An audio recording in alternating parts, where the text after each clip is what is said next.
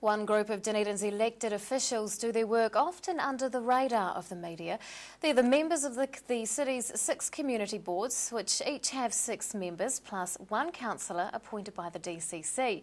Bill Feather was recently re-elected as chairman of the Mosgiel Taieri Community Board, and he joins us tonight in the first of a series on the chairmen and women of these boards. Good evening, Bill. Good evening, Rebecca. Tell us a little bit about community boards and their history.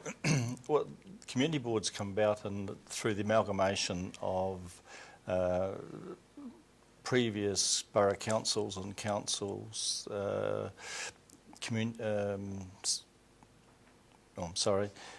that existed in 1989. The boards reflected really the boroughs of borough councils, like the Mosgiel Borough Council, Port Chalmers Borough Council, and so it's an extension, and to some extent, of those organisations. How often do you meet?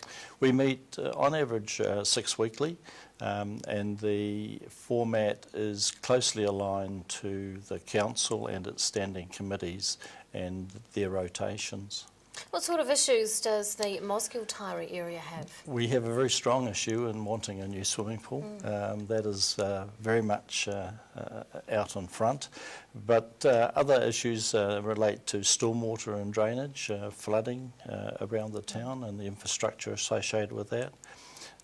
Enhancing drinking water for the Outram community.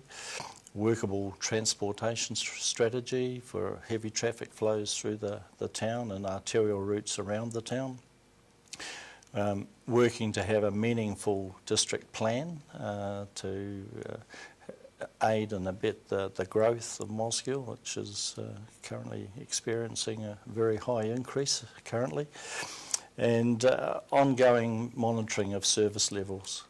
We don't wish to lose what we have, and we certainly do not want to see any deterioration in the levels that we currently enjoy. What's the difference between the community board and the council?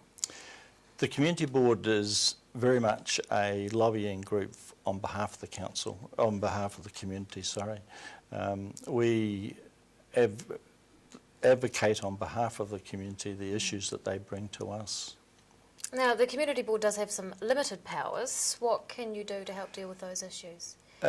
Through lobbying, through submissions to both the council and to other government agencies. Our town has running through it a state highway, so we talk with the transport agency, for example.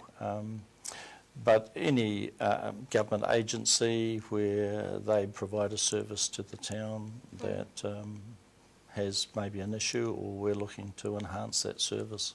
You also have a small amount of funding available as well, don't you? Very small, yes. How much is it? $10,000 we call a discretionary fund, and in the main that we use that to grant to non-profit making organisations within the community.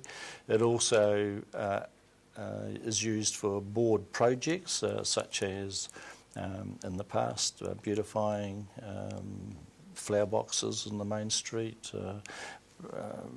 street furniture, things of that type.